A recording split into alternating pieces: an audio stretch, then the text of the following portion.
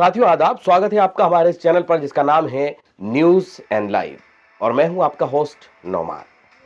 आज की इस पेशकश में हम बात करेंगे तुर्की और सीरिया में आए जलजले की।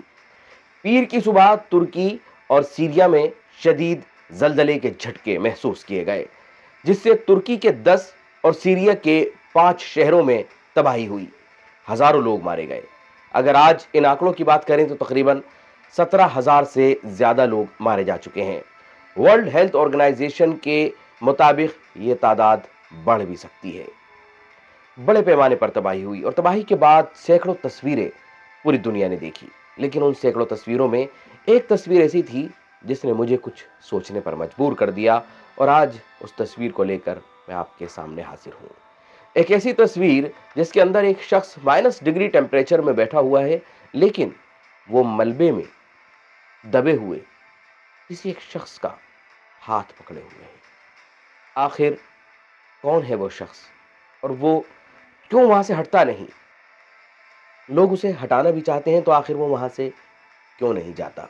आखिर उसे क्या उम्मीद है उस मलबे से और क्या हकीकत है इस तस्वीर की? मैंने जानने की कोशिश की और जो मैंने रिसर्च की वो आपके लिए हाजिर है। पहली नज़र में तस्वीर उन हज़ारों तस्वीर जैसी लगती है जो इन दिनों तुर्की और शाम में जलजले से आने वाली तबाही के बाद मुतासिर अफराद की हालत दिखाती है। इस तस्वीर में एक शख्स दिखाई दे रहा है जिसने नारंगी रंग की जैकेट पहनी हुई है। इसके चेहरे से ऐसा तासुर मिलता है कि वो कहीं खोया हुआ है। वो एक इमारत के मलबे में बैठा हुआ है। ये इमारत जो कभी ज़िंदगी से भरपूर थी, अब मलबे का ढेर हो चुकी है। इस शख्स का दायां हाथ उसकी जैकेट की जेब में है ताकि -डिग्री टेम्परेचर में भी बेरहम सर्दी से वो महफूज रह सके। थोड़ा गौर करें तो मालूम होता है कि अपने बाएं हाथ से इस शख्स ने मलबे में एक हाथ थामा हुआ है। AFP फोटोग्राफर जिन्होंने ये तस्वीर खींची वो बताते हैं कि ये शख्स मेस्त हांसर है, जिन्होंने अपनी 15 साला बेटी इरमुक का हाथ थामा हुआ है, लेकिन उनकी बेटी अब इस दुनिया में नहीं है। इरमुक इसी बिस्तर में लेटी हुई है जिसमें वो सोई हुई थी, लेकिन अब उसकी लाश कंक्रीट के 2 ब्लॉक्स और लोहे की चादर में दफन है।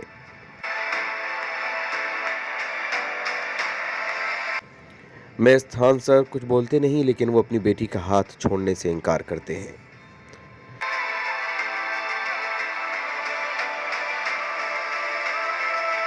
याद रहे कि तुर्की और शाम में सोमवार को आने वाले जलजले के बाद अब तक कम से कम 17,000 से ज़्यादा लोग हलाक हो चुके हैं और हज़ारों लोग बेघर हो गए हैं।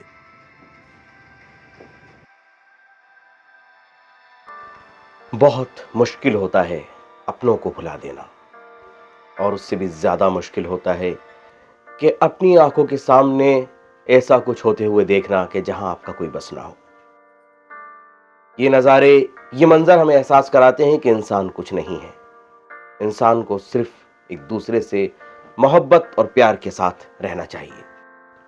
भारत ने इस मुश्किल घड़ी में तुर्की का साथ दिया।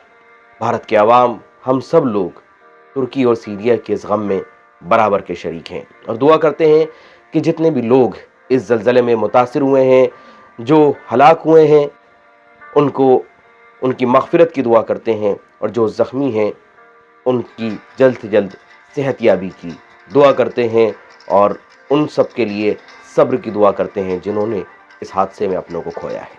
आज की इस पेशकश में इतना ही। मैं फिर हाजिर होऊंगा। इजाज़त दीजिए।